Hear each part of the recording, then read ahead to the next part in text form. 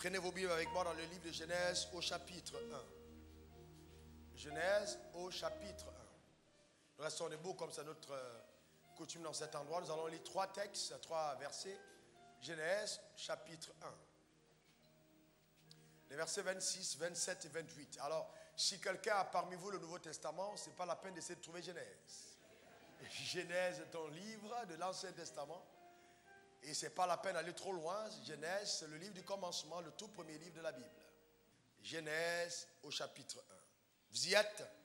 Alors, lisons ensemble très posément les 3 versets, 26, 27 et 28. Vous y êtes? On peut y aller. Puis Dieu dit, faisons l'homme à notre image, selon notre ressemblance, et qu'il domine sur les poissons de la mer, sur les oiseaux du ciel, sur le bétail, sur toute la terre, et sur tous les reptiles qui rampent sur la terre. Dieu créa l'homme à son image, il le créa à l'image de Dieu, il créa l'homme et la femme. Dieu les bénit et Dieu leur dit, soyez féconds, multipliez, remplissez la terre et l'assujettissez, et dominez sur les poissons de la mer, sur les oiseaux du ciel, et sur tout animal qui se meut sur la terre. Père, merci, parce que tu permets à chacun d'entre nous d'entendre ta parole et surtout de comprendre ta parole. Je voudrais vraiment qu'au travers de ma voix, c'est ta voix qui soit entendue par tout le monde, ici et ailleurs. Merci pour la puissance habituelle, éternelle, qui accompagne ta parole quand elle est annoncée par ma bouche. Merci pour les divers miracles. Merci pour l'instruction éternelle qui est la clé de notre ascension et qui déclenche certainement une provision nouvelle. Père, merci pour l'ignorance qui est totalement éradiquée en ce qui concerne le mariage. Que la lumière soit. Que la lumière soit. Au nom suprême de Jésus, nous avons prié. Amen. Amen, amen. Tu peux t'asseoir dans sa glorieuse présence. Eh bien, le thème ce matin, il n'est pas habituel. Ce qu'on ne vous a pas dit concernant le mariage. Eh bien, vous savez tous que le mariage est un sujet qui crée beaucoup d'excitation dans le corps de Christ. Et quand vous savez, vous assistez à des programmes de prière et qu'on déclare, recevez l'onction du mariage, et des personnes sont tout à fait excitées en disant amen, surtout les femmes, parce que c'est comme si amen, la question du mariage est une préoccupation certaine. Eh bien, le mariage est la première institution de Dieu, établie sur la terre, et même avant l'Église. Le mariage a existé avant l'Église. Et quand Dieu a institué le mariage, il a institué pour un but précis. Le but ultime de Dieu en instituant le mariage était la poursuite de ses desseins au travers du couple qu'il établissait sur la terre. Ce n'était pas uniquement une plateforme de réjouissance pour les deux, non. Mais c'était une alliance provoquée par Dieu et établi par lui pour permettre à Adam et Ève, qui furent les tout premiers mariés, d'accord, d'accomplir sur la terre les desseins arrêtés. Quel était ce dessein? Dieu dit clairement, quand Dieu a créé l'homme, il créa l'homme et la femme. Il créa l'homme et la femme et Dieu les bénit. Donc quand Dieu les a bénis, les deux existaient en lui. Est-ce que vous comprenez? Il dit soyez féconds. Mais comment est-ce que la fécondité était possible si l'homme était seul? Impossible. Il fallait que l'homme et la femme soient ensemble pour que la parole de Dieu s'accomplisse. Est-ce que quelqu'un comprend de quoi je parle? Donc ne mélangez pas les deux. Ne faites pas d'amalgame. Ça ne veut pas dire que si vous êtes seul, la parole de Dieu ne s'accomplit pas. Non, comprenez-moi très bien. Ça, c'est le cas d'Adam et Ève. Et donc, qu'est-ce que Dieu fit? La Bible dit, Dieu mit Adam dans le jardin d'Éden. Et il dit à Adam, cultive le jardin et garde-le. Donc Adam est arrivé sur la terre en premier. Mais Adam et Ève ont été créés le même jour, mais Adam a vu la terre avant Ève. Donc, ce n'est pas après la création d'Adam que Ève a été créée. Non, Ève a été manifestée après, mais créée le même jour qu'Adam. Car Dieu a créé tous les hommes le même jour. Mais il les a révélés sur la terre à des séquences différentes. Parce que la Bible dit, Dieu vit tout ce qu'il avait fait. Donc il a fait tout et il s'est reposé. Donc l'homme est arrivé sur la terre. Et le mandat de l'homme était justement de cultiver la terre, de la garder, d'imposer sur la terre le règne de Dieu. Et donc, après Dieu fit une déclaration assez surprenant. Il dit, il n'est pas bon que l'homme soit seul. Je lui ferai une aide qui lui soit semblable. Mais cette parole-là s'adressait précisément à Adam. Il n'est pas bon que cet homme Adam soit seul dans le jardin. Pourquoi? Parce que Dieu avait déjà béni Adam et Ève. Et la parole de Dieu ne pouvait pas s'accomplir sans Ève. Donc il n'était pas bon qu'Adam soit seul. Parce que seul, c'était un handicap pour la vision de Dieu sur la terre. Dieu était très concerné par ce mariage. Mais avant ça, vous allez vous rendre compte que Dieu, malgré le fait qu'il fit le constat qu'il n'est pas bon que l'homme soit seul, va prendre le temps de faire passer à l'homme le test, l'homme le mal ish, le test de la responsabilité. Il fit venir vers l'homme les animaux pour voir comment est-ce que l'homme les nommerait. Pourquoi? Parce que l'homme ne voulait pas, Dieu ne voulait pas prendre le risque de donner à un homme irresponsable une femme. Donc il devait tester pour voir si cet homme était capable d'avoir une autre responsabilité, c'est de prendre soin d'une femme. Si c'était simplement les rapports sexuels, il n'aurait pas à faire venir les animaux. Il voulait voir d'autres aptitudes. Tous les hommes peuvent avoir des rapports, mais tous les hommes ne peuvent pas prendre soin d'une femme. J'ai bien dit ce qu'on ne vous a pas souvent dit. Donc c'est après ça que Dieu fit tomber l'homme dans un profond sommeil. Et la Bible dit qu'il ôta des côtes de cet homme une femme qu'il fit venir vers l'homme. Et c'est alors que l'homme dit, voici, celle qui est hôte de maison, chère de ma chair, on l'appellera femme. Maintenant, regardons attentivement. Comment était cet homme que Dieu a disposé pour le mariage? Premièrement, Adam vivait en Éden. Éden, c'est un lieu de cohabitation, un lieu de rencontre entre Dieu et l'homme. Donc, c'était un tabernacle. Donc, un homme qui n'est pas en relation directe avec Dieu, s'il entre dans le mariage, il peut être une calamité pour sa partenaire. Il avait une bonne relation avec Dieu. De deux, il était en bonne santé. Il était en très bonne santé. Trois, il avait un travail. Il travaillait.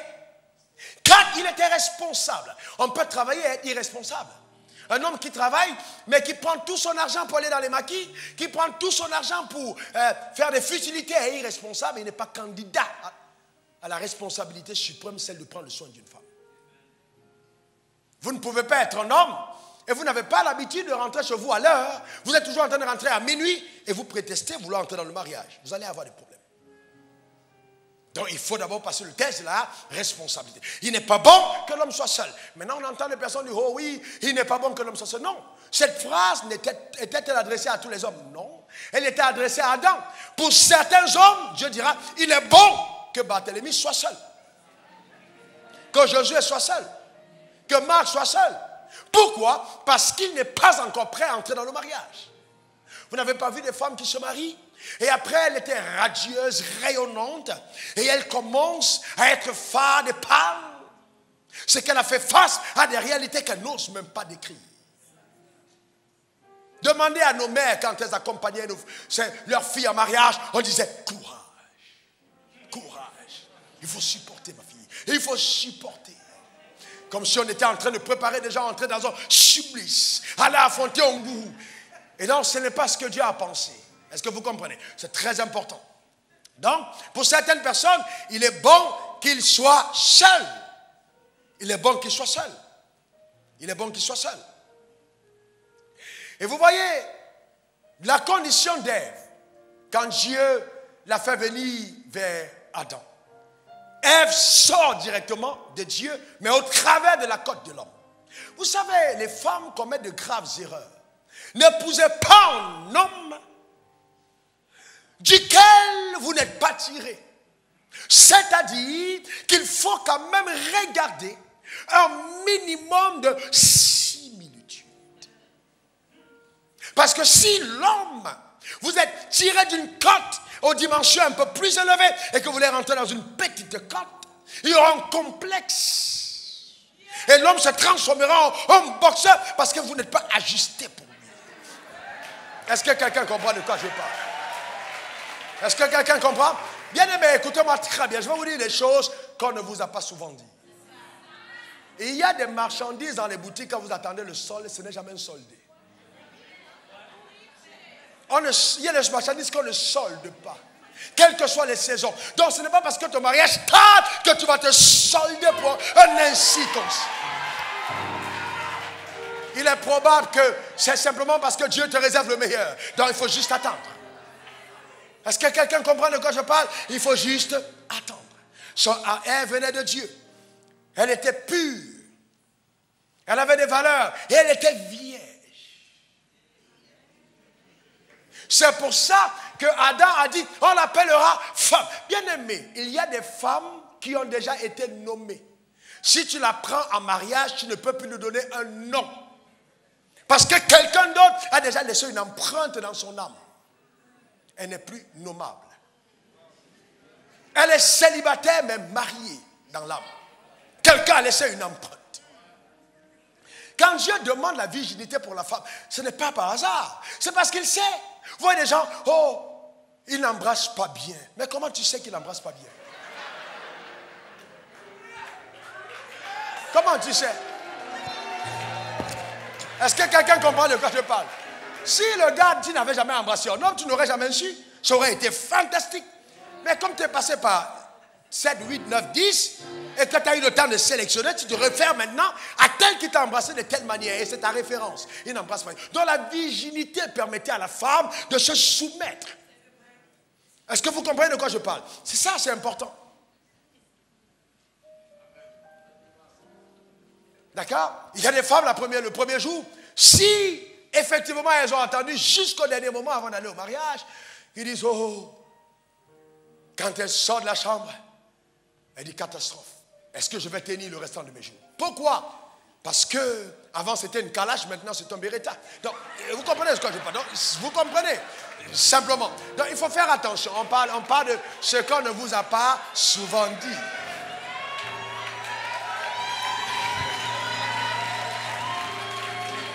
Vous savez, ce qui m'étonne avec l'église, c'est que quand on évoque la question des sexes, tout le monde sait comment jouer le gars le plus pieux, le gars le plus... Bien aimé, laisse-moi te dire que si ton père et ta mère ne l'avaient pas fait, tu ne serais pas né.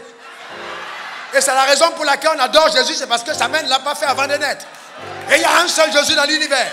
Est-ce que quelqu'un comprend de quoi je parle? Donc, eh bien, soyons sérieux, d'accord? Soyons sérieux, décomplexons les choses et allons-y en profondeur.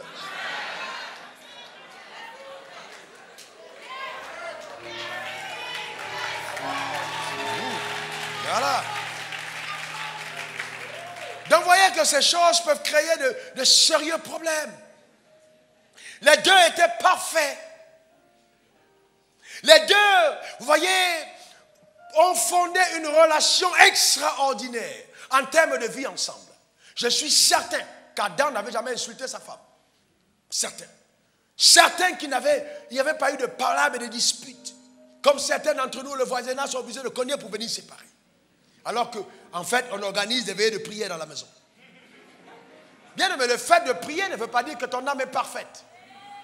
Sérieusement. Et le meilleur endroit où les malformations de l'âme se révèlent, c'est dans le mariage. C'est là où vous trouvez toute la bestialité s'exprimer.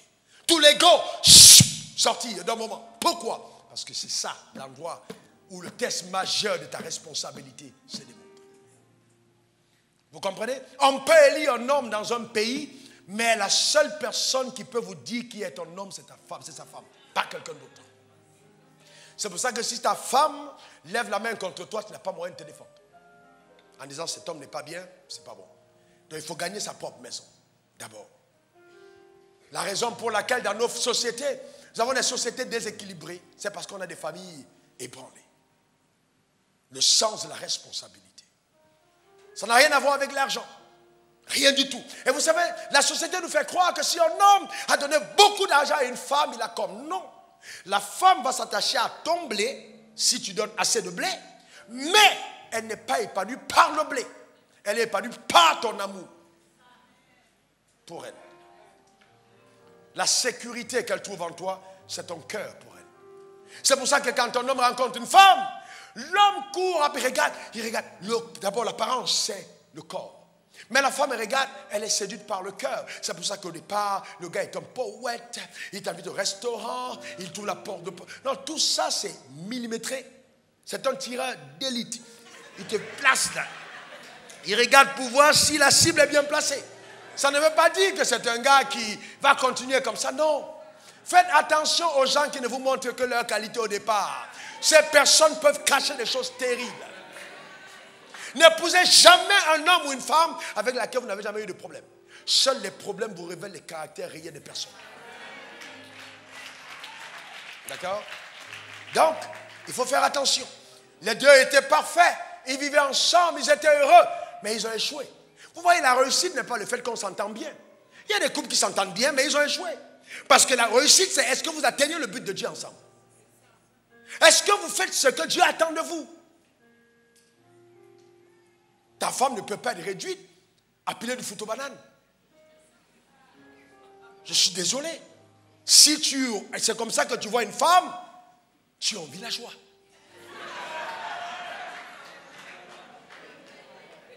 Quand Dieu a béni, il a béni les deux. Il dit soyez féconds. Comment tu peux brimer la personne que tu veux célébrer le soir? Tu brimes le matin et tu célèbres le soir. Il y a quelque chose qui ne va pas. Est-ce que vous comprenez de quoi je parle? Donc c'est important de comprendre ça. C'est important de le comprendre. Donc malgré le fait que Dieu lui-même a dit le mariage est bon, il a béni ce mariage a échoué. Pourquoi? Les buts de Dieu n'ont pas été atteints. Alors qu'en fait, ils étaient harmonieux. Je suis certain que Adam et Ève s'entendaient très bien. Mais votre entente, est-elle une entente pour les buts de Dieu ou c'est une entente pour la chair? Est-ce que c'est pour la chair? On est heureux en voyage, on est heureux, on mange au restaurant, on est heureux, les enfants sont dans les grandes écoles. Et puis quoi? Derrière tout ça, quel est le plan de Dieu pour vos couples? Est-ce que vous remplissez, est-ce que vous êtes en train de courir après cet objectif? La seule chose qui va créer la plus grande satisfaction, c'est avoir la révélation permanente que vous êtes en train de faire ce que Dieu attend de vous. Le reste, c'est un leurre et une vanité. Donc, poursuivre les desseins de Dieu. Et donc, vous allez vous rendre compte que juste après que Ève mangea de ce fruit et en donna à son mari qui en mangea, quand Dieu posa la question, Adam, où es-tu? Il dit, oh, je suis nu, je me suis caché. Quoi, Adam? Tu as mangé le fruit que je t'ai interdit de manger? Oh Dieu, non, c'est pas moi, c'est la femme que tu as mise à côté de moi. Vous savez, quand vous lisez la Bible, lisez-la bien. Il n'a pas dit c'est Ève. S'il disait c'est Ève, c'était pour dire c'est cette dame qui est ma femme. Mais il dit la femme que tu as mise à côté de moi, il remettait en cause le fait que Dieu l'ait mis dans le mariage. Tu l'as mise à côté de moi. Comme pour dire Dieu, tu sais très bien que quand j'étais seul, on n'a jamais eu de problème. Tu le sais. J'ai été correct avec toi. J'ai fait exactement ce que tu me demandes. Mais le jour où elle est arrivée, moi j'ai eu un problème. C'est toi-même qui as béni ce mariage, Père. La femme que tu as mise à côté de moi. Dans ce jour-là, il accusait la présence d'Ève, qu'il a célébrée au départ. Oh, voici celle qui est hausse de mes os, chair de ma chair, on l'appellera femme. Il a remis en cause. Bien-aimé, laissez-moi parler aux hommes. Quand vous choisissez une femme, ce sera une fatalité de vous arrêter simplement à ce qu'elle présente physiquement. Car ce qu'elle présente n'est qu'un vase qui, malheureusement, avec le temps, s'altère. Perd cette apparence qu'elle a pour devenir autre chose. Il faut aller au-delà de ce qu'on voit. Adam a fait quoi? Il a passé sa femme au scanner, os de mes os. Ça veut dire qu'il est allé chercher, pas simplement à l'extérieur, mais à l'intérieur aussi. Et chair de ma chair. Chair de ma chair, il faut que ta femme te plaise. Tu ne peux pas épouser une femme par prophétie. Oh, Dieu a dit, Josué, tu dois te marier à Marthe. Non. Si tu te maries par prophétie, tu vas divorcer par révélation. Donc fais attention. Est-ce que quelqu'un comprend de quoi je parle? Ce n'est pas par prophétie. Et on voit des églises, oh, ce genre de femme, telle femme est réservée à un ancien. Telle autre est réservée au diacre. Celle-là, elle est réservée au chef d'entreprise. Sur quels critères? Est-ce que vous comprenez? Non. Faites attention. Si un frère vous approche et vous dit, Dieu m'a dit que tu es ma femme, remettez en cause ce qu'il est en train de dire. Parce que même à Ève, Dieu n'a pas dit que c'est ta femme, il a mis à côté et il a décidé. Un homme qui n'est pas assez courageux pour te dire, quand je te regarde, mon cœur a l'impression de sortir de la cavité, ce n'est pas un homme que tu dois amener dans ta maison. Il peut être dangereux pour ton futur. Parce que personne n'a enseigné la poésie à Adam, il est devenu poète quand il l'a vu. Donc si ton apparence ne peut pas transformer cet homme en poète dès le départ, c'est un mauvais signe. Dieu m'a dit, oh, baba, baba, oh, baba, baba. Il ne faut pas trop spiritualiser. Il y a des choses, il faut être clair. Assez courageux pour dire la vérité à la sœur. Et sois-en sûr que tu n'en dis qu'à une seule. Parce qu'il y a des malhonnêtes. Des maquisards. Qui sont en train de repérer. Ils ont posé les mines au moins sur 7 sœurs en même temps. Ça, c'est un brigand, c'est un malot. Amen. Je déclare que tu es exposé au nom suprême de Jésus. Quelqu'un dise un bon amen. D'accord? Donc c'est important, bien aimé. Il faut aller plus loin que l'apparence. Il faut aller plus loin que l'apparence. Aujourd'hui, vous savez, toutes les femmes sont belles. Dès qu'on a un peu de blé, on est bien. Est-ce que quelqu'un comprend de quoi je parle? On est bien quand on a un peu d'argent. On est bien. Vous voyez, si vous arrivez, comme c'est vrai, une histoire vraie, un frère très passionné, engagé, aimant Dieu, zélé, voulait juste épouser une femme très belle. Et il a épousé une femme très belle. Sauf que c'était une femme très belle avec l'aide de la chirurgie esthétique. Donc, quand ils sont arrivés le premier soir au mariage, la dame est allée prendre son bain et puis, justement, pour venir vers, parce qu'il y a eu tellement de danse. Mais quand elle va à la douche, elle a posé les cheveux. Et puis après, elle a enlevé les ongles, elle a mis de côté. Elle a enlevé le dentier, elle a posé. Elle a enlevé les yeux, elle a posé de côté. Donc, quand elle est entrée dans la chambre, le gars a sauté par la fenêtre. Il a dit, non, pasteur, ce n'est pas la femme que j'ai choisie. Est-ce que vous comprenez de quoi je parle? Amen. Donc, mes frères, si vous aimez les cheveux naturels, demandez à la fiancée pendant que vous êtes encore dans les fiançailles, est-ce que c'est naturel? Si elle te dit c'est naturel, vrai naturel ou naturel indien, pose bien la question pour qu'elle te réponde avec précision. Est-ce que quelqu'un comprend de quoi je parle? Et laissez-moi vous dire profondément, chaque fois que vous occultez ce que vous êtes en train de falsifier, vous trompez. Donc donner une apparence qui n'est pas la vôtre pour être choisi comme femme, c'est tromper. Soyez fiers de ce que vous êtes. Le frère peut être content, il dit, j'ai trouvé la métisse, mais quand l'enfant naît noir. Ah, Dieu, je ne voulais pas parler de ça aujourd'hui. Est-ce que vous comprenez de quoi je parle? Dites-vous la vérité, bien-aimés. Os de mes os, chair de ma chair. J'ai bien dit ce qu'on ne vous a pas souvent dit. Après, tu es frustré. Et elle t'a dit, non, en fait, tu sais, dans notre famille, mon arrière-grand-père était noir. Et toi, tu étais comment avant? Alléluia. Amen.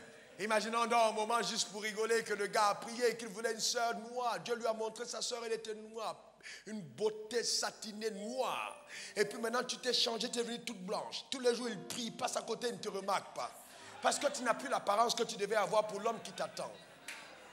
S'il y a un homme qui t'attend, c'est que Dieu a voulu que cet homme t'attende dans les conditions qui sont tiennes. Et laisse le soin à cet homme de te trouver tel que tu es. Et laisse cet homme participer au fait de te cultiver et de te donner la forme que tu devrais avoir. Que lui-même investisse dedans. N'ayez aucun complexe. Dieu ne s'est pas trompé. Est-ce que vous comprenez? Le nez que celui-là n'aime pas parce que c'est tout long. Il y a un gars qui va dire, waouh, quel nez j'ai jamais vu. Regarde comment il est large. Et qu'il est là jusqu'ici. J'aime ce nez, oui. Est-ce que vous comprenez de quoi je parle? Amen. Alléluia. Qu'une femme dit, je suis belle telle que je suis. Oh, dis-le avec foi, je suis belle. Amen, c'est normal, pas de complexe. On a des sœurs dans l'église qui ont un complexe. N'ayez pas de complexe. Tel que vous êtes, Dieu vous a créé comme il a voulu. Et il vous veut comme il vous a créé. N'ayez aucun complexe. D'accord? Et nous voyons des choses entrer dans l'église qui ne doivent pas être dans l'église. Et ça, c'est l'église de la fin des temps. Où les gens sont tellement charnels, superficiels, qu'on s'arrête aux choses extérieures, sans la profondeur. Vous devez inviter de la profondeur dans la relation de mariage. Est-ce que vous comprenez de quoi je parle? C'est très important. Et vous savez, Dieu, dans un établissant la famille, il dit, oh, Marie aime ta femme. Marie aime ta femme. Comme Christ a aimé l'église.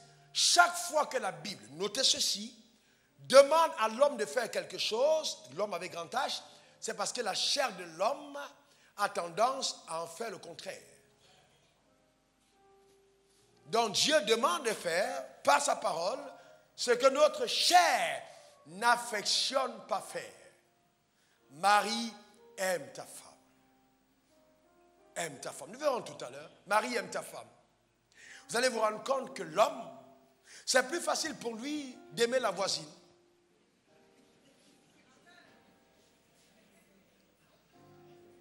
D'accord? Aimer la collègue de bureau qu'aimer sa femme. Quel problème tu as à aimer aller au restaurant sans ta femme?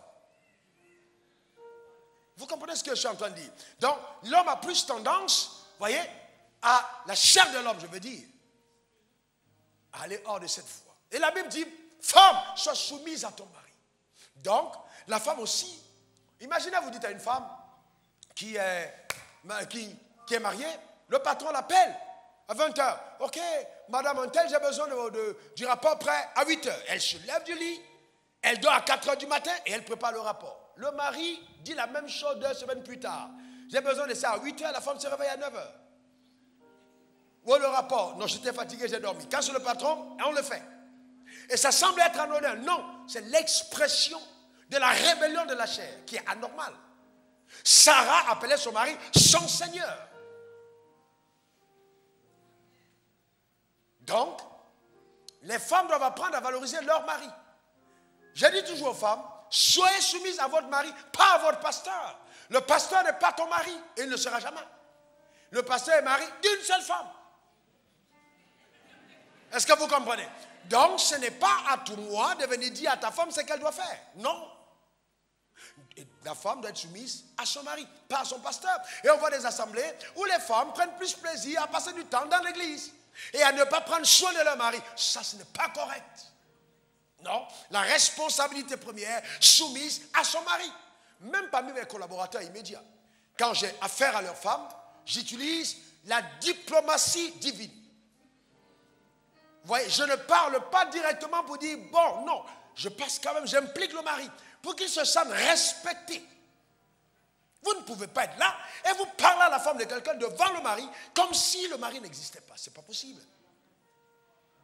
Et donc les personnes qui ont des complexes existentiels et qui n'existent que dans les 4 murs appelés églises, font n'importe quoi au nom de l'autorité qu'ils ont. Ce n'est pas normal. Le pasteur n'a aucune autorité sur la femme de quelqu'un.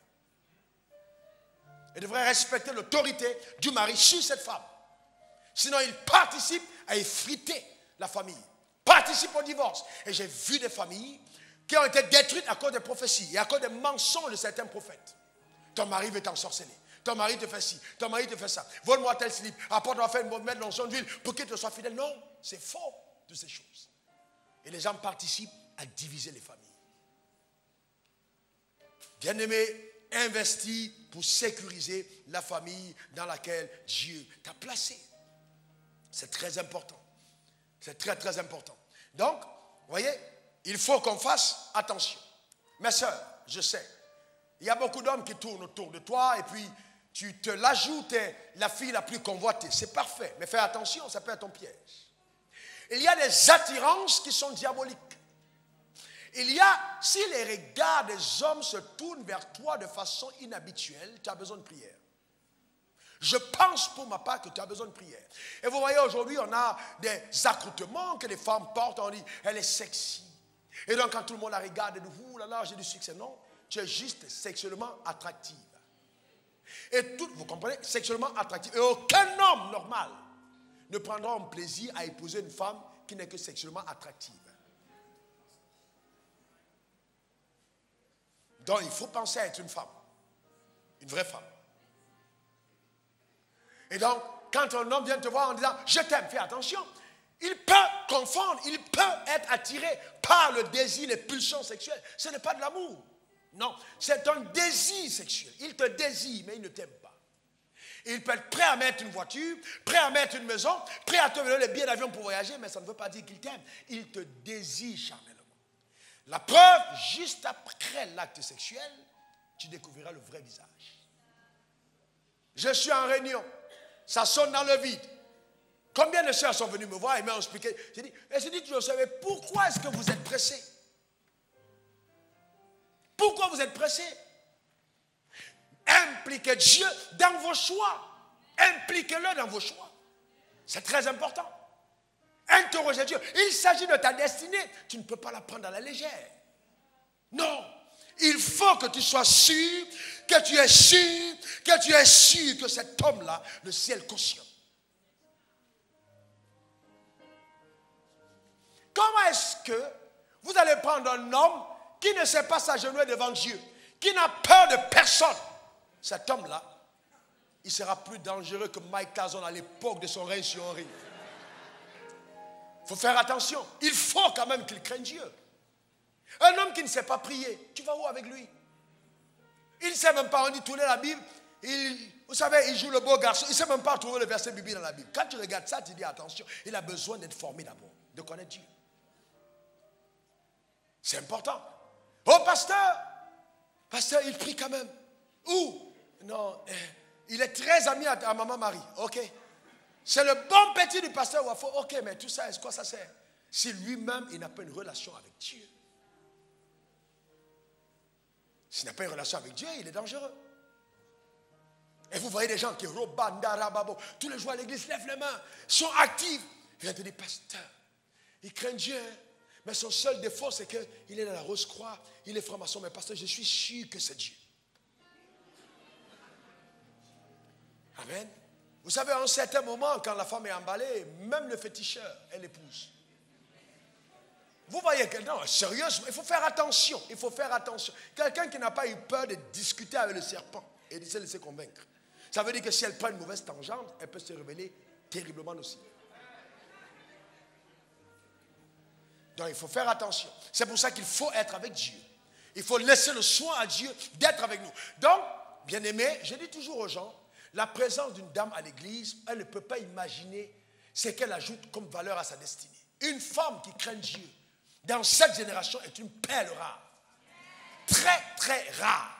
Une femme recommandable et sur laquelle le ciel a mis toute son attention et son affection parce qu'elle craint Dieu. Elles sont rares aujourd'hui. Vous êtes dans les travaux, les bureaux, non? Vous savez ce qui se passe? N'est-ce pas? Une femme qui craint Dieu, c'est trop rare. Même à l'église, c'est devenu rare. Mais je sais que tu fais partie de ces femmes rares. Amen. Parce que tu as pris la résolution, justement, de te tenir avec Dieu. Donc, c'est très important. Regardez le cas, parlant de l'attraction sexuelle. Vous savez, il y a une histoire dans la Bible que j'aime beaucoup. L'histoire d'Amnon et de Tamar. Amnon était très amoureux de Samuel 1, verset 13, verset 1 à 2. Après cela, voici ce qui arriva. Absalom, fils de David, avait une sœur qui était belle et qui s'appelait Tamar. D'accord? Et Amnon, le fils de David, l'aima. Qu'est-ce qu'il fait? Il a aimé. Amnon était tourmenté jusqu'à se rendre malade à cause de Tamar, n'est-ce pas? À cause de Tamar, sa sœur, car elle était vierge. Elle était comment? Vierge. Et il paraissait difficile à Amnon de faire sur elle la moindre tentative. Il était difficile. Aujourd'hui, on n'aurait pas dit la même chose. Elle-même qui fait des tentatives. Ce n'est pas qu'il est difficile. Elle-même, ouverture. Pour demander, tu ne m'as pas repéré, je suis là. Il y a des sœurs, même dans l'église, elles ne sont pas tranquilles. Dès qu'un homme arrive, il faut qu'elle passe devant, il faut qu'elle fasse quelque chose pour se faire remarquer. Ce n'est pas comme ça qu'elle était dans son coin. Elle croyait en Dieu. Et la Bible dit que Amnon l'aimait. Et regardez au verset 14. Mais il ne voulut pas l'écouter, il fit violence, la déshonora et coucha avec elle. En fait, il a faim d'être malade et il a demandé à son père David d'envoyer sa soeur s'occuper d'elle. David aussi a dit, ok, il a dit à sa fille, va t'occuper de ton frère qui est malade. Arrivé dans la maison, il a renvoyé tout le monde et il a couché avec elle. Et la Bible dit, puis Amnon eut pour elle une forte aversion, plus forte que n'avait été son amour. Et il lui dit, lève-toi, va-t'en. Il l'a chassé juste après. Pourquoi? Parce que ce n'était pas de l'amour. Il avait des pulsions vis-à-vis d'elle. Et vous savez que le diable peut instrumentaliser quelqu'un, avoir des pulsions sérieuses contre toi, faire tout ce qu'il faut pour t'épouser et juste après, il commence à te détester. Et il y a beaucoup de mariages où les gens regrettent d'être ensemble. Et vous savez, les croyants aujourd'hui à l'église ne sont pas francs. Sur 10 familles, il y a 7 acteurs. Vous voyez les sœurs qui sont là, chérie, comment tu vas? Quand elle dit chérie, c'est que ses amis sont à côté. Quand les amis sont mariés, oui, Luc, tu m'appelles pourquoi? Oui, voilà. Mais quand, oh chérie, alors, comment tu vas? Oula. Est-ce que je suis bien sur le téléphone d'Elisabeth? Oui, mon chéri, c'est moi. Elisabeth, c'est toi? Il raccroche, il rappelle. Tata. Alors? Oui, oh mon miel, comment? Quoi? Il raccroche. Il dit, mais c'est quel numéro j'appelle? En fait, elle est assise avec ses copines. Donc elle se la joue en fait. Mais alors qu'à l'intérieur, c'est du feu. Voyez-vous? C'est dangereux. Ou alors peut-être qu'elle va dire, chérie, simplement parce que le soir, elle va poser une requête sur la table. Donc vous voyez, il y a beaucoup de gens qui sont acteurs. Le mariage n'est pas supposé être ça. Et regardez donc, comment est-ce que le mariage a été dévalorisé. Et jusqu'à ce que Jésus lui-même, un jour, et là on arrive à un point très important, des choses qu'on n'a pas souvent dites. Les pharisiens viennent vers lui, regardons le texte, pour que ce ne soit pas comme une histoire inventée. Matthieu 13, 19, allez-y, regardons ensemble. Matthieu 19, verset 3 à 12. J'attends que vous y soyez, alors regardez simplement.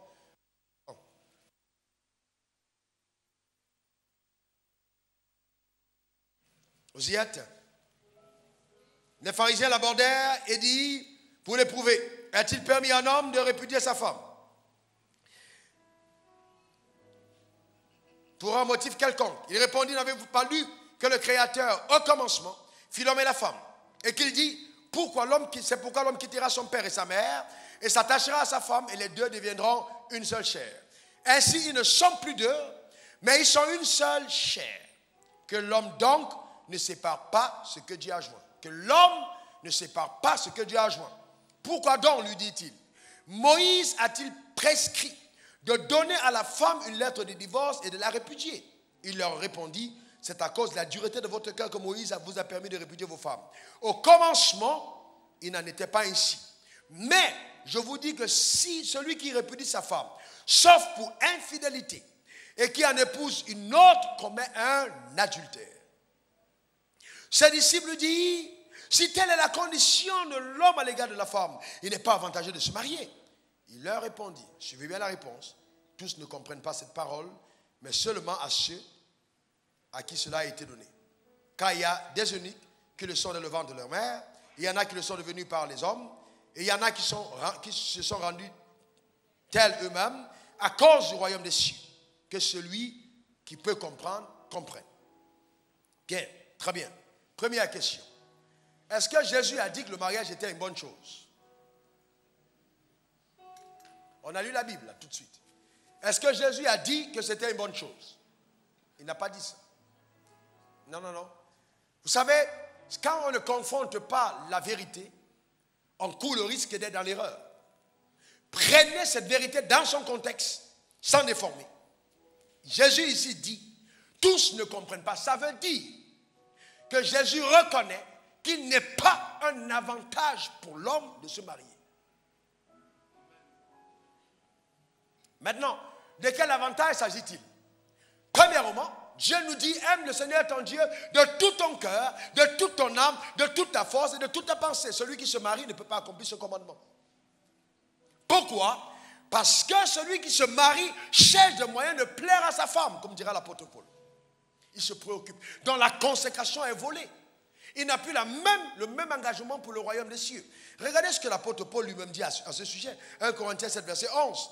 Pour ce qui concerne les choses dont vous m'avez écrit, je pense qu'il est bon pour l'homme de ne pas toucher la femme. Qu'est-ce qu'il dit? Il est bon pour l'homme de ne pas toucher deux femmes. Ça veut dire qu'il est bon pour l'homme de ne pas se marier. C'est ce qui est écrit. N'ayez pas peur de confronter la vérité. Dieu n'est pas contre le mariage. Mais il n'a jamais dit que le mariage était un avantage. Parce que le mariage est une institution parfaite qui a été corrompue par les hommes imparfaits. Donc le mariage est devenu quelque chose qui n'est plus recommandable comme il était au commencement. Bien que ce soit une institution divine. Parce que dans le mariage, l'homme perd le sens. Ouais, son amour pour Dieu baisse, c'est ce que la Bible dit. Dans 1 Corinthiens 7, verset 32 à 33. Car je voudrais que vous fichiez sans inquiétude, celui qui n'est pas marié s'inquiète des choses du Seigneur. Mais des moyens de plaire au Seigneur. On dit quand tu n'es pas marié, tu t'inquiètes des moyens de plaire au Seigneur. Mais regardez ce que la Bible dit. Celui qui est marié s'inquiète des choses du monde. Ça c'est fort, hein. S'inquiète des choses du monde, des moyens de plaire à sa femme. Lisez la suite, même chose pour les femmes. Donc vous ne pouvez pas être marié et penser que votre consécration sera la même. Moi, quand je n'étais pas marié, je connais le nombre de temps que je passais dans les jeûnes, dans les veilles, dans les prières, je sais. Mais dès que je me suis marié, j'ai eu un problème. Je suis allé voir un de mes aînés, je lui ai demandé, mais j'arrive pas à comprendre, ma passion pour Dieu a baissé. Et il m'a dit, c'est normal, tu t'es marié. Et c'est là où j'ai découvert la profondeur de ce texte. C'est normal. Dieu lui-même, pour que ta famille soit équilibrée, va s'arranger à ce que tes désirs se tournent vers ta femme. Et l'apôtre Paul va plus loin. Que celui qui est marié se comporte comme n'ayant pas de femme, à cause du royaume des cieux. Ça veut dire que cette priorité mise dans la famille n'occulte pas les desseins éternels de Dieu pour la famille. Donc il y a d'abord un but à atteindre, c'est le but de Dieu. Ce n'est pas seulement manger et boire. Il y a un mandat dans la famille que Dieu a assigné au couple. Donc un couple sans sens de sa destinée, je vous garantis, c'est un couple qui ne sera pas heureux. Voyez-vous? Et c'est ça la profondeur. Donc, le mariage est une institution divine, mais attention, Jésus n'a jamais dit, hé les gars, c'est extraordinaire. Et il y a des gens qui pensent, oh, si j'étais seulement marié, j'aurais de l'onction qu'un vrai avoir faux. C'est pas vrai. C'est pas vrai, mes frères. Non. L'onction n'augmente pas quand on se marie. Non, non, non, c'est pas vrai. Du tout. Non. Si seul tu n'as pas l'onction, marié, tu n'en auras pas. On n'attend pas le mariage, je vous dis, peut-être là ma grâce va augmenter, c'est pas vrai. Non, l'apôtre Paul n'était pas marié. Mais il n'y a pas eu un apôtre qui a été aussi puissamment utilisé que lui. Maintenant, le choix de ne pas se marier, ce n'est pas une église qui décide. C'est chaque individu qui décide. Je peux choisir de ne pas me marier pour les choses de Christ. Mais là, je fais un vœu à Dieu, je deviens eunuque. Et la grâce m'est accordée pour rester tel quel. Et la Bible dit c'est une bonne chose. Donc, je ne comprends pas pourquoi on dit l'onction du mariage est ici et puis tout le monde danse. Non. Il y a des gens qui doivent dire, qui disent moi je veux l'onction pour ne pas me marier. À cause du Seigneur. Si tu aimes vraiment Dieu. Bon, est-ce qu'on est ensemble? Je parle des choses qu'on n'a pas souvent dit. Si tu aimes vraiment Dieu et que tu dis oh Dieu, tu es mon tout Seigneur. Prends tout, tout, tout. Dieu dit ok, je veux prendre tout. Reste célibataire, on est ensemble. Est-ce que tu vas dire oui? Dieu peut vouloir que tu sois lui entièrement sans avoir un homme. Si tu meurs sans être marié, ça ne veut pas dire que ta vie n'a pas été accomplie. Non, on peut être parfaitement accompli sans un homme. On n'a pas besoin d'un homme pour être accompli, c'est faux. Une femme qui cherche le bonheur dans le mariage passera sa vie dans l'errance et va toujours poursuivre un leurre qui n'existe pas. Le bonheur est en Dieu, pas en un homme. Aucun homme ne te le donnera. Il n'y a que Dieu. Ce n'est pas un homme qui rend heureux, c'est Dieu qui rend heureux. Donc c'est d'abord en Dieu qu'on trouve le bonheur. Ce n'est pas dans le mariage. C'est dans le Seigneur. C'est important, très important. Maintenant, suivez aussi une autre question. Est-ce que Jésus a demandé de répudier la femme quand elle est infidèle? Est-ce qu'il a demandé ça? Dans le texte, il a demandé, n'est-ce pas? Il a dit ça pour cause d'infidélité. Mais est-ce que vous pensez que c'est valable aujourd'hui? J'ai vu des gens enseigner, oui, si ta femme a été infidèle, chasse-la. Ce n'est pas biblique. Il parlait aux gens qui étaient dans l'Ancien Testament. Vous ne pouvez pas vous comparer aux gens qui ont un cœur de pierre. Est-ce que ton cœur est encore en pierre? Il a changé ton cœur et t'a donné un cœur de chair. Pourquoi tu répudies ta femme sauf pour cas de divorce, d'infidélité? Pourquoi? Où est passé l'amour? La loi de l'amour. L'amour pardonne tout, supporte tout, endure tout. Inclut ta femme. Tout là, c'est dedans, ta femme est dedans. Oh, pasteur, ma femme est sorcière. Oui, vous êtes marié, tu étais croyant. Et tu as dit, elle aussi, elle est croyante. Maintenant, elle est devenue sorcière. Entre vous deux, le plus sorcier, c'est toi. Parce que si tu choisis une femme et que tu dis après, elle est sorcière, c'est que toi-même, si tu réussis à choisir un sorcier, je remets en cause sérieusement. Et c'est devenu facile. Il est sorcier. Mais entre nous, si vraiment ta femme est sorcière ou ton mari est sorcier, est-ce que ton Dieu n'est pas capable de changer cette personne? Pourquoi la solution, c'est la rupture? C'est à cause de la dureté du cœur. L'amour supporte et pardonne. C'est dans cette dimension que nous devons être. Et donc les gens sont prêts à la rupture parce qu'ils sont venus dans le mariage chercher le bonheur. Celui qui est venu donner le bonheur n'est jamais déçu de son conjoint, mais est constamment en train de prier et de croire en Dieu pour le meilleur de son conjoint parce qu'il est venu apporter quelque chose. Que les hommes de cette assemblée lèvent la main et disent, moi je pardonne toi ma femme. Dis-le avec conviction, je pardonnerai toi ma femme. À partir de ce jour, quel que soit ce qu'elle a fait, je pardonne. Parce que je m'engage à l'aimer comme Christ a aimé l'Église. Alléluia.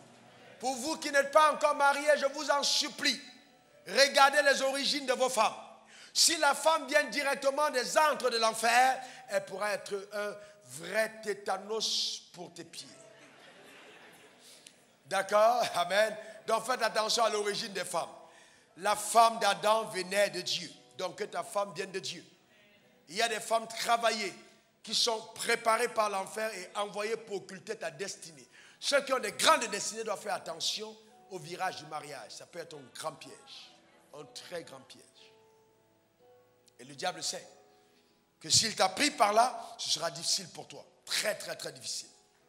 Donc, faisons extrêmement attention. Et puis, je voulais dire aussi que même si je suis célibataire, même si je n'ai pas de femme, je peux être sexuellement équilibré.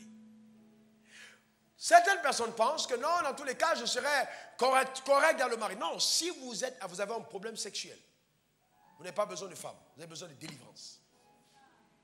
Et il y a des démons qui poussent des gens à des pulsions insatiables, hommes comme femmes. Quand on est possédé d'un tel démon, on a besoin de délivrance.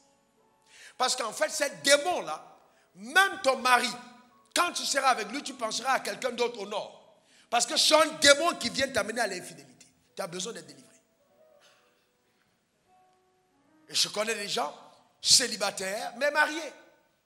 L'âme est habitée par quelqu'un d'autre. Ton cœur est attaché à quelqu'un. Mais tu dis, je suis seul. Non, non, tu n'es pas seul. Non, tu es avec quelqu'un. Même si on ne le voit pas physiquement, il y a un lien. Est-ce que quelqu'un comprend de quoi je parle? Aussi longtemps que ce lien n'est pas brisé, tu ne pourras jamais être épanoui dans une relation avec quelqu'un d'autre. C'est pour ça qu'il est important d'être vraiment seul. Et donc prendre le temps soi-même d'aller devant Dieu et de dire, Dieu aide-moi. Oh Dieu, délivre-moi de tout ce qui est attaché à mon âme. Je veux être cette personne vierge de toute influence, homme comme femme, pour être à même d'entrer dans le mariage et d'apporter le bonheur à mon conjoint. Si vous ne faites pas ce travail au préalable, il y aura un sérieux problème. Nous devons être sincères. Souvent, la majorité des crises que nous avons dans la maison viennent du fait que nous-mêmes, nous avons des problèmes en nous. Réglons-les d'abord avant d'entrer dans le mariage. On n'est plus sous la loi. La loi comblait les hommes. Les hommes, dans Deutéronome 24, il était permis aux hommes de répudier leurs femmes, de les envoyer à gauche, à droite, parce qu'ils n'étaient peut-être pas contents. Quand on dit on t'a trouvé en flagrant d'adultère, je ne sais pas si à l'époque il y avait des huissiers. Et même un huissier peut être corrompu, on peut faire un faux constat. Et puis tout de suite on répudie une femme, parce qu'on dit on l'a trouvé. Non, mais aujourd'hui ça a changé. Quand vous mettez avec une femme, soupesez la décision avant d'aller dans le mariage. Et je vais vous dire ceci du très profond de mon cœur. Si vous désirez vous marier, il y aura certainement un homme pour vous. Aucune malédiction prononcée sur la vie de quelqu'un dans cette assemblée ou ailleurs, disant que tu n'as pas droit au mariage, aucune malédiction pareille ne pourra avoir de l'influence sur ta destinée. Tu n'as pas besoin de jeûner pour te marier. Tu n'as pas besoin de passer des nuits de prière pour te marier. Non, le mariage est un droit d'alliance. Tu as juste besoin de croire. Et Dieu t'enverra ton mari. Est-ce que quelqu'un comprend de quoi je parle? Et il y a des gens qui ont des problèmes relationnels. Réglez-les avant le mariage. Réglez-les. Parce que ça peut éloigner la personne à côté. La personne est peut-être venue, mais ton caractère est terrible. Et donc je suis en train de chuter pour dire, bien-aimés, n'oublions pas, la Bible dit, celui qui trouve une femme vertueuse a trouvé, c'est vrai, une femme a trouvé le bonheur, c'est vrai. Donc en fait, celui qui trouve une femme a trouvé le bonheur. Celui qui trouve une femme a trouvé le bonheur. On n'a pas dit la femme qui trouve un mari a trouvé le bonheur. Donc dans la pensée de Dieu, c'est l'homme qui cherche la femme. Celui qui trouve une femme, donc il cherche la femme et il la trouve. Ce n'est pas la femme qui cherche l'homme. La femme se préoccupe simplement de faire la volonté de Dieu. Et l'homme que Dieu a pour elle, il en verra. Rappelez-vous de Sarah. Rappelez-vous de la femme d'Isaac. Comment est-ce que le mariage a été fait? Elle était où? Au puits. Et on a envoyé la chercher. Je vois une escorte prophétique venir te chercher là où tu es. Tu n'as pas besoin de faire quoi que ce soit. Si Dieu a arrêté un plan pour toi, ça se réalisera. Il faut juste lui faire confiance. Et demeurer dans ses voies. D'accord? Donc c'est important. Dans les hommes, retrouvons les valeurs d'Adam. Sont ces personnes ayant une bonne relation avec Dieu. Ces personnes qui savent qu'ils ont un appel sur leur vie.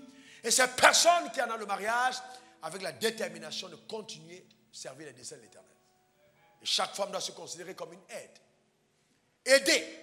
Si l'homme ne sait pas où il va et quel est le but de Dieu pour sa vie, aucune femme ne pourra l'aider. On n'aide pas un homme qui ne sait pas ce qu'il a à faire. D'accord? C'est très important.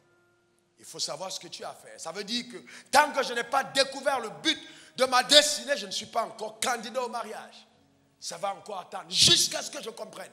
Pourquoi je suis sur la terre? Parce que la femme doit correspondre au schéma prophétique de Dieu pour ta vie. Ce n'est pas juste une partenaire sexuelle, c'est une partenaire de vie. En ce qui concerne même le mandat que Dieu t'a assigné. Voilà comment est-ce qu'on cherche à avoir une femme. Une cote qui est semblable. Une personne qui se tient à notre côté pour nous aider. Je vous laisse avec ces pensées que je vous donne. Comme ça, vous pouvez les noter. Ou alors prendre le CD ou le DVD après, les noter. Premièrement, le mariage est une institution divine, mais qui ne continuera pas au ciel. Ça veut dire que vous n'allez pas trouver de mariage au ciel. Ça s'arrête sur la terre. Deuxièmement, le mariage volera à ta consécration. 3, on peut être célibataire très épanoui. Je dis bien très épanoui. 4, il faut se marier pour atteindre les buts de Dieu pour sa vie. 5, si tu es sexuellement déséquilibré, le mariage ne réglera pas ce problème. Tu as besoin de délivrance. 6, vivre en concubinage est une solution de lâche.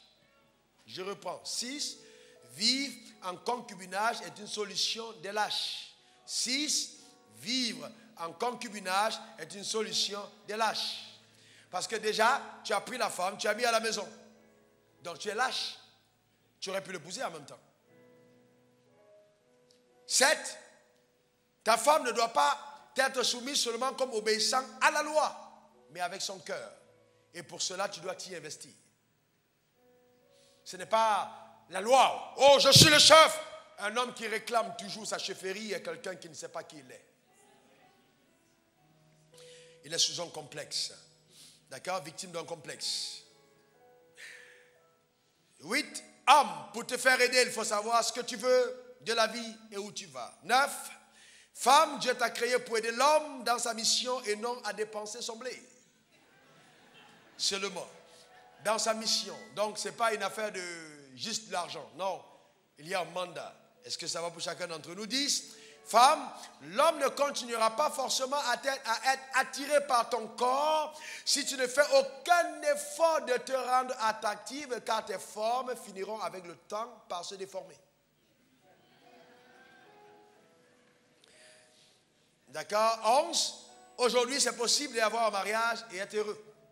On peut être heureux dans le mariage aujourd'hui. C'est possible. On a le Saint-Esprit, on a la connaissance, on peut être heureux. 12. Pour arriver au bonheur, il faut se préparer à en donner. Ceux qui arrivent au bonheur sont ceux qui se préparent à en donner. 13. Celui ou celle qui recherche le partenaire parfait finira par ne jamais se marier. Celui qui recherche le partenaire parfait finira par ne jamais se marier. Il faut rechercher l'homme que Dieu a pour toi, la femme que Dieu a préparée pour toi, pas la personne parfaite. Parce que toi-même, tu n'en es pas. 14. Le célibat est de loin, souvent de loin, préférable à certaines tribulations dues au mariage. Souvent, il est mieux pour la personne célibataire que d'entrer dans des situations de turbulence extrême. J'ai vu des femmes qui ont commencé à avoir des palpitations, qui ont commencé à avoir des maladies psychosomatiques. Ce n'était pas une attaque diabolique, c'était le mari qui était la hantise. Donc faisons très attention. 15. Il est vital et crucial de faire intervenir Dieu avant de se décider à prendre un conjoint. D'accord? C'est très important. Et je pense qu'après ce message, on vous aura presque tout dit en ce qui concerne le mariage. si vous écoutez d'autres messages, bien entendu, d'avant. Que Dieu vous bénisse richement. J'aime votre silence. Je l'aime, j'aime profondément. Je l'aime vraiment. Ça veut dire que la parole a eu son effet dans votre cœur, n'est-ce pas? C'est très important. Maintenant, ce matin, je voudrais prier pour 3 catégories de personnes. Premièrement, il y a des personnes qui sont ici et tu dis, ah, vraiment, mon mariage est problématique. J'ai besoin d'aide. Baisse la tête, je ne vais pas te demander de te lever. Et je vais prier simplement. Père, au nom suprême de Jésus, je demande ton intervention miraculeuse. Ton intervention suprême dans chacune des familles où il y a des problèmes. Pour quelque raison que ce soit. Ô Père, intervient. Restaure par ta puissance merveilleuse la paix et le bonheur dans ces familles. Toi qui es capable de restaurer, restaure au nom suprême de Jésus. Que ton nom soit exalté. Agis dans les cœurs. Ô Saint-Esprit. Merci pour ce que tu fais. Au nom suprême de Jésus, nous avons prié. Amen. Ensuite, s'il y a quelqu'un dans cette assemblée qui a besoin, qui sent que c'est vraiment la saison pour elle de se marier, je vais prier avec toi afin que tu trouves ton conjoint, homme comme femme, et que tu ne te trompes pas, que la personne que Dieu a pour toi soit celle que tu choisisses. Lève juste la main, je vais prier avec toi là où tu te trouves. Amen. Lève ta main courageusement devant le trône de la grâce. Père, au nom suprême de Jésus, même si tu me suis en direct, pose juste ta main sur l'écran. Je voudrais, par ta puissance surnaturelle, que tu interviennes, Éternel, dans la vie de ces personnes qui ont besoin d'un conjoint. Que par ta puissance, oh Dieu, ton œuvre soit réalisée. Merci de permettre que ces frères et cette sœur trouvent, Éternel, le partenaire idéal. Merci, oh Dieu, pour la manifestation de ta fidélité. Que ton nom soit glorifié, car la Bible déclare, toutefois dans le Seigneur, l'homme n'est point sans la femme et la femme n'est point sans l'homme. Tu as un plan parfait pour chacun d'entre nous et il s'accomplit certainement au nom de Jésus, j'ai prié. Amen. Et enfin, tu es arrivé ici et tu entends vraiment dans ton cœur l'appel de Dieu. Tu te dis vraiment, je veux donner ma vie au Seigneur. Je veux naître de nouveau. Je sens que si je meurs maintenant, je n'irai pas au ciel. Je veux donner ma vie à Jésus. Je veux appartenir au royaume des cieux. Lève ta main. À 5 heures du matin, je prophétisais encore sur ta vie. Et je sais que tu es là ce matin. Lève-toi. Lève-toi là où tu es. Je veux prier pour toi. Je sais que vous êtes là. Je sais. Lève-toi là où tu es. Lève-toi simplement. Lève-toi. Lève-toi. Amen. Lève-toi. Merci Seigneur. Amen. Je veux prier avec vous. Venez ici devant. Venez. Merci. On continue d'acclamer pour eux.